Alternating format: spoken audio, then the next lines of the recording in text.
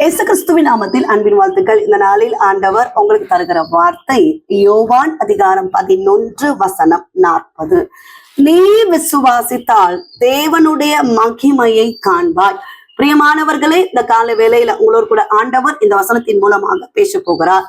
நீங்கள் விசுவாசித்தால் நிச்சயமாக தேவ மகிமையை பார்க்க முடியும். எப்படிப்பட்ட விசுவாசம்னா, இயற்கைக்கு அப்பாற்பட்ட ஒரு விசுவாசத்தை கர்த்தர் நம்ம கிட்ட எதிர்பார்க்கிறார். இந்த சம்பவத்தை நம்ம பார்க்கிறோம். லாசரு மரித்து போயாச்சு, 4 நாட்கள் ஆகிறது அடக்கம் பண்ணி. இப்பொழுதுதான் அந்த இடத்துக்கு ஆண்டவராகிய இயேசு கிறிஸ்து கடந்து வருகிறார். யோவான் எழுதின சுவிசேஷம் 11வது அதிகாரம் 39வது வசனத்தில் இயேசு கல்லை எடுத்து போடுங்கள் என்றார். மரித்தவனுடைய சகோதரியாகிய மார்த்தாள் அவரை நோக்கி, ஆண்டவரே, இப்பொழுது நாருமே 4 நாளாயிற்று என்றார். கல்லறையின் இடத்துக்கு கடந்து போன ஆண்டவர் கல்லை எடுத்து போடுங்க அப்படின்னு சொல்லுகிற போதுதான் மார்த்தாள், ஆண்டவரே, நாற்றம் எடுக்குமே அப்படின்னு சொல்லி கேட்கும் போதுதான் ஏசப்பா சொல்றாங்க, நீ விசுவாசிச்சா தேவ மகிமையை பார்க்க முடியும் என்று. நடந்த காரியம், மரித்த லாசருவை அடக்கம் பண்ணி 4 நாட்களான இந்த லாசருவே வெளியே வா என்று சொன்ன போதும் அற்புதம் நடந்தது, அதிசயம் நடந்தது, கட்டுகள் கலன்றது, கர்த்தருடைய வல்லமை கடந்து சென்றது. மரித்து போனவன் உயிரோடு எழும்புகிறதை நம்ம பார்க்கிறோம்.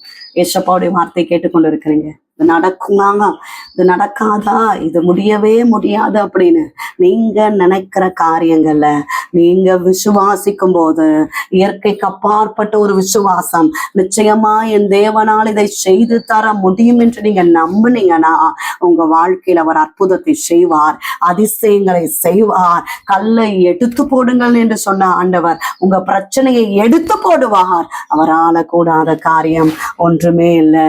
விசுவாசியுங்கள், தேவ மகிமையை காண்பீர்கள்.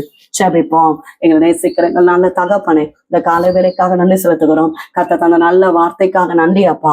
நீ விசுவாசித்தால் தேவ மகிமையை காண்பாய் என்று எழுதப்பட்டிருக்கிறது. விசுவாசத்தை வர்த்திக்க பண்ணுங்கப்பா.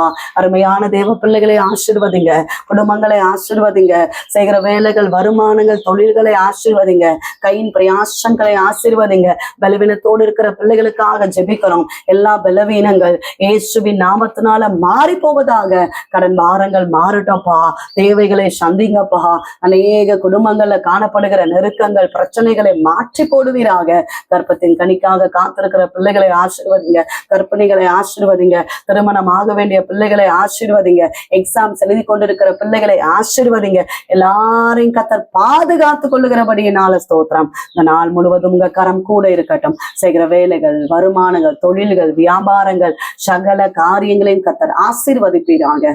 இயேசு கிறிஸ்துவின் நாமத்தில் ஜெபிக்கிறோம் எங்கள் ஜீவன் உள்ள நல்ல தகப்பனே, ஆமென். பிரியமானவர்களே, கர்த்தர் உங்களோடு பேசியிருக்கிறார். கர்த்தர் நிச்சயமா உங்க வாழ்க்கையில பெரிதான காரியத்தை, பெரிதான மகிமை நீங்கள் காண்பீர்கள்.